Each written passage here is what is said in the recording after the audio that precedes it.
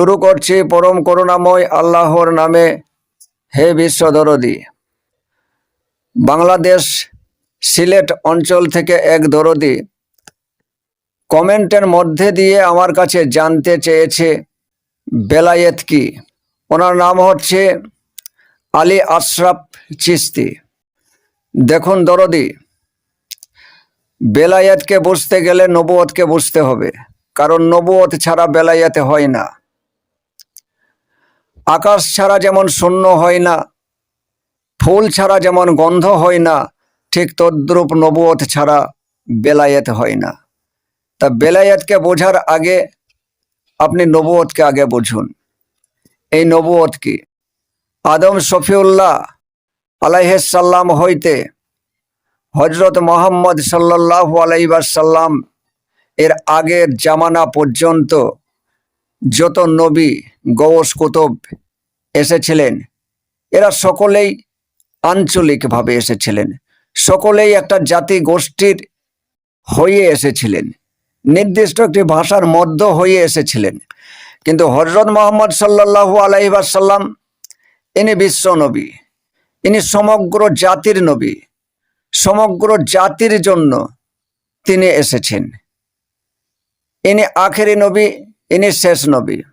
তিনি এই কারণেই শেষ নবী, এই কারণেই তিনি আখেরি নবী, তিনি সমগ্র জাতিকে বোঝাতে পারলেন, সমগ্র জাতিকে শিক্ষা দিতে পারলেন, সমগ্র জাতিকে উদ্ধার করার রাস্তা দেখিয়ে দিতে পারলেন।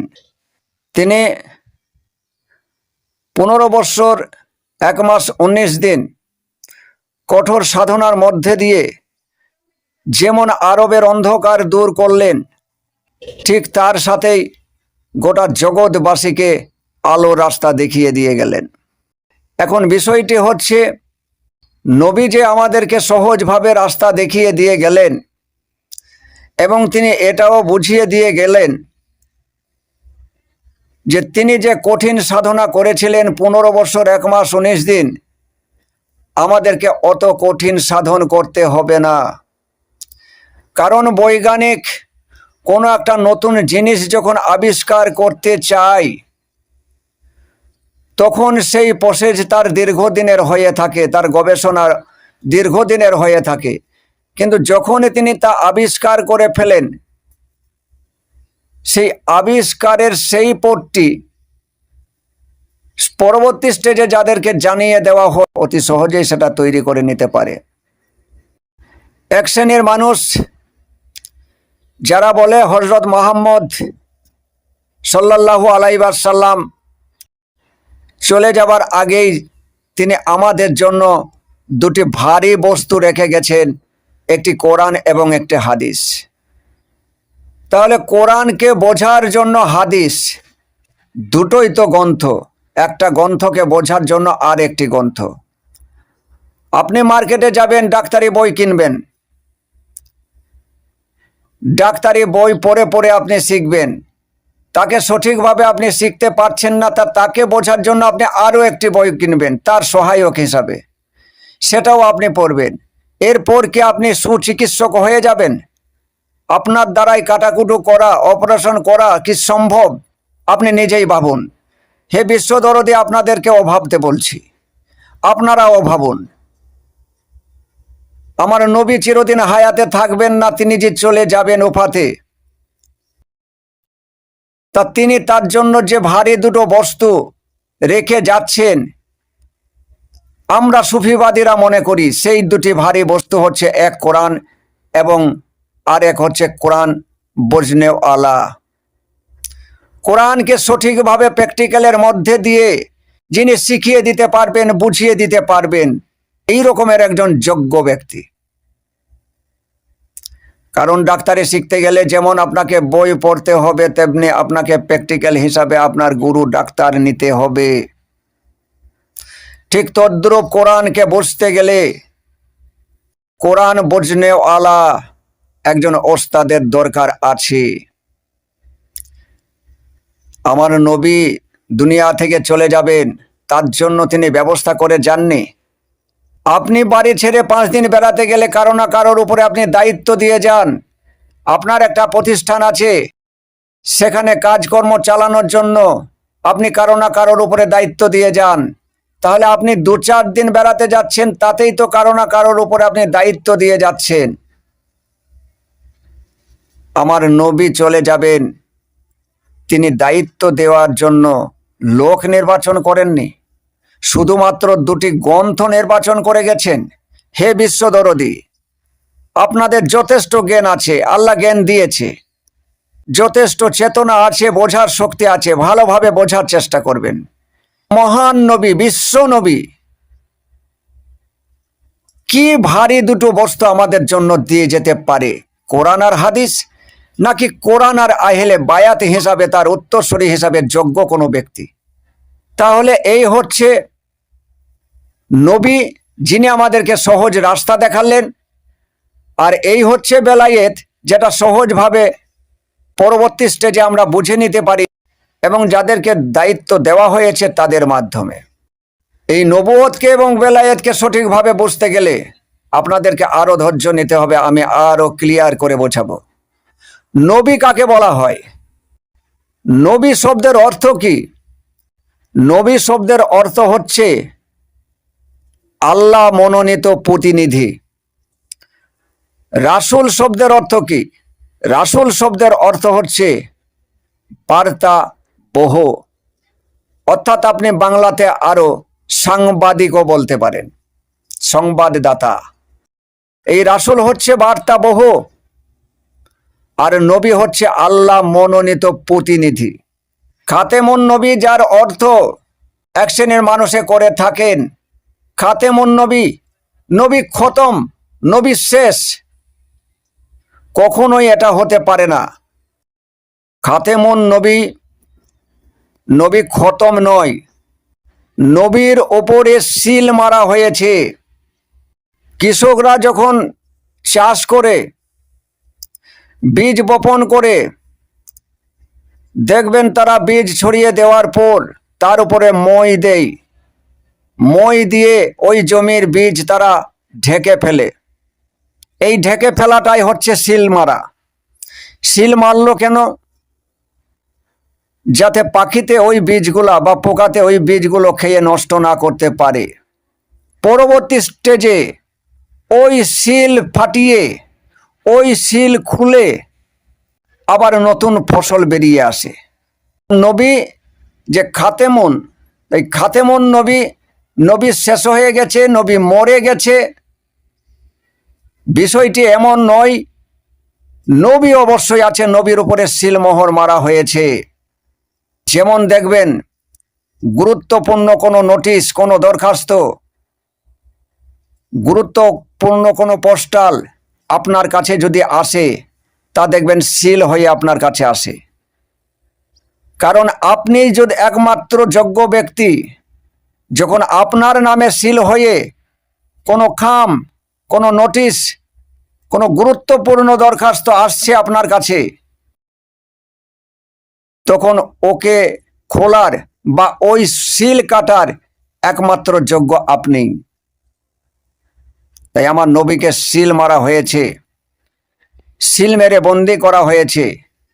বেলায়েত যুগে যারা উপযুক্ত উত্তরসূরি হতে পারে, তারাই ওই নবুয়তের সিল খুলতে পারে। আমার আল্লাহ হতে নবীর মাধ্যমে যে রাসূল, অর্থাৎ যে অমৃতবাণী, অমৃত সুধার যে সংবাদ চলে আসছে, এই সংবাদ যার কাছে আসে, ইনি হচ্ছেন বেলায়েতি। ইনি বেলায়েতের পুরুষ। ইনি ওই সিল মোহর কাটতে পারেন এবং গোপন খবর তিনি একমাত্র জানার যোগ্য ব্যক্তি। বেলায়েতি পুরুষদের সুবিধা কোথায়? বেলায়েতি পুরুষদের চরমতম সুবিধা। কারণ বিজ্ঞান যখন কোনো জিনিস প্রথম আবিষ্কার করে, তার দীর্ঘদিন প্রচেষ্টার মধ্যে দিয়ে, অত্যন্ত পরিশ্রমের মধ্যে দিয়ে আবিষ্কার করা হয় বা আবিষ্কার করতে হয়েছে। কিন্তু বিজ্ঞান যখন কোনো জিনিস আবিষ্কার করে ফেলে, তখন ইঞ্জিনিয়াররা ওই জিনিস যখন বানায়, তখন তাদেরকে অত পরিশ্রম, অত সময় আর দিতে হয় না। আমার নবী করিম সাল্লাল্লাহু আলাইহি ওয়াসাল্লাম ছিলেন বিজ্ঞান, তিনি ছিলেন আবিষ্কারকর্তা। বেলায়েতের যুগে তারা হচ্ছে ইঞ্জিনিয়ার। ওই আবিষ্কারের যে সূত্র আমার নবী দিয়ে গেছেন, সেই সূত্র যিনারা পেয়েছেন, যিনারা মাত্র 4 মাসের মধ্যে নিজেকে চিনে ফেলান, রাসূলকে চিনে ফেলান, আল্লাহকে চিনে ফেলান, এরা ইঞ্জিনিয়ার স্বরূপ। এনাদেরকেই বলা হচ্ছে বেলায়েত। হে বিশ্ব দরদি, আপনারা কি বুঝতে পারছেন হযরত মুহাম্মদ সাল্লাল্লাহু আলাইহি ওয়াসাল্লামের আগে কত গৌস কুতুব নবী তো এসেছিলেন, লাখো লাখো, কিন্তু তারা কি কেউ ভেবেছিলেন যে ভবিষ্যৎ প্রজন্মেরা কেমনভাবে সহজভাবে রাস্তা পেতে পারে? আমার আখেরে নবী হযরত মুহাম্মদ সাল্লাল্লাহু আলাইহি ওয়াসাল্লাম নিজের কথা শুধু ভাবলেন না, বিশ্ববাসীর কথা ভাবলেন, এবং অদূর ভবিষ্যতের যত প্রজন্মরা আসতেই থাকবে তাদের কথাও তিনি ভাবলেন। কত সহজভাবে একটা সহজ রাস্তা তারা পেতে পারে তা নিয়ে তিনি ভাবলেন। তিনি কঠোর পরিশ্রম করলেন 15 বৎসর 1 মাস 19 দিন। আপনি ভেবে দেখুন, 15 বৎসর 1 মাস 19 দিন যদি আপনাকে তপস্যা করতে হতো, আপনাকে সাধনা করতে হতো, আপনাকে সংসার ছাড়তে হতো, কত কষ্ট সাধ্য আপনার হতো। আপনার জন্য আমার নবী করিম সাল্লাল্লাহু আলাইহি ওয়াসাল্লাম এত সহজ সাধ্যভাবে রাস্তা দেখিয়ে গেল যে স্রেফ 4 মাস আপনি দেহের অভ্যন্তর বিচরণ করুন, গভীরভাবে নিজেকে জানার চেষ্টা করুন। মাত্র 4 মাস 120 দিন, এত সহজ রাস্তা যিনি দেখিয়ে গেলেন, তিনি মরে গেছেন, তিনি শেষ হয়ে গেছেন, তিনি তো জ্ঞান ভাণ্ডার। রাসূল শব্দের অর্থ বার্তাবহ।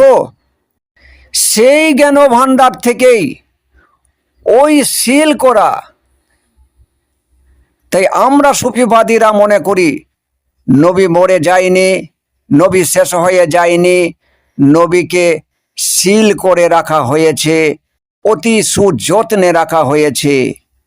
ওই জ্ঞান ভাণ্ডার থেকে রাসূল রূপে অর্থাৎ বার্তাবহ হিসাবে যে অমৃত সুধা পান করতে পারে, যার কাছে ওই সুসংবাদ আসে, তিনি বেলায়েতি পুরুষ। দরদি, আমি কি বোঝাতে পারছি যে নবী কি, নবুয়ত কি, আর বেলায়েত কি? নবুয়ত হচ্ছে বিজ্ঞান, বেলায়েত হচ্ছে ইঞ্জিনিয়ার। তিনি যা দিয়ে গেছেন, তিনি যা বুঝিয়ে গেছেন, তিনি যা শিখিয়ে গেছেন, তা খুব সহজলভ্যভাবেই তিনি আমাদেরকে দিয়ে গেছেন, রাস্তা দিয়ে গেছেন। সেই সহজলভ্য রাস্তাই তো আমরা পেয়েছি। হীরা গুহার ওই কঠোর সাধনের ফলই তো আমরা পেয়েছি, আমরা পাচ্ছি। হীরা গুহার কঠোর সাধনের ওই ফসল, ওই ফল, ওই অমৃত সুধা নবী যাকে দিলেন, যাকে বুঝালেন, যাকে কোরআন শিখালেন, তিনি বেলায়েত। তিনি তার উত্তরসূরির মধ্য দিয়ে, উপযুক্ত ব্যক্তির মধ্য দিয়ে আমাদের কাছে পৌঁছে দিচ্ছেন ওই হীরা গুহার অমৃত সুধা। হীরা গুহা ছিল নবুয়ত, আর আমাদের সংসার গুহা হচ্ছে বেলায়েত। আমাদেরকে আজকে বনে জঙ্গলে যেতে হয় না, কোনো পাহাড় পর্বতের গুহাতে যেতে হয় না। আমরা বাড়ির ঘরের মধ্যে এই গুহাতে থেকেই আল্লাহকে পেতে পারি। তার উপযুক্ত ব্যবস্থা আমার নবীজি করে গেছেন। জিনার কাছে ওই সিলমোহর মারা নবুয়ত আসে, যেমন ফ্যাক্টরিতে ওষুধ তৈরি হচ্ছে, সেই ওষুধ আপনার বাড়িতে পৌঁছাচ্ছে, তার সিল খুলে খেয়ে আপনি সুস্থ হচ্ছেন। ঠিক তদ্রূপ আমার মহান নবী হযরত মুহাম্মদ সাল্লাল্লাহু আলাইহি ওয়াসাল্লাম হীরা গুহা নামক ফ্যাক্টরিতে মানুষকে উদ্ধার করার জন্য যে ওষুধ বানিয়েছিলেন তা সিল হয়ে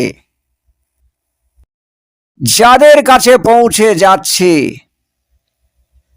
তারাই সুস্থ হচ্ছে, তারাই পবিত্র হচ্ছে, তারাই শুদ্ধ হয়ে যাচ্ছে, তারাই নিজেকে জানতে পারছে, তারাই আল্লাহর অস্তিত্বকে খুঁজে পাচ্ছে।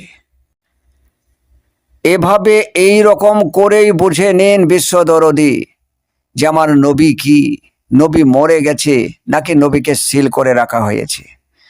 যদি নবী মরে যেত, যদি নবী শেষ হয়ে যেত, তাহলে আজকের এই সমাজ টিকতো না। বিভিন্ন ক্যান্সারের মতো বড় বড় রোগগ্রস্ত হয়ে এ সমাজ ধ্বংস হয়ে যেত। আমার নবীজি হীরা গুহা নামক যে ফ্যাক্টরিতে তিনি যে ওষুধ তৈরি করেছিলেন, সে ওষুধ আজও এই সমাজের মধ্যেই রোগ সারানোর কাজ করে যাচ্ছে। চীনারা ওই ওষুধের সিলমোহর খুলে বিশ্ববাসীকে পান করাতে পারছেন।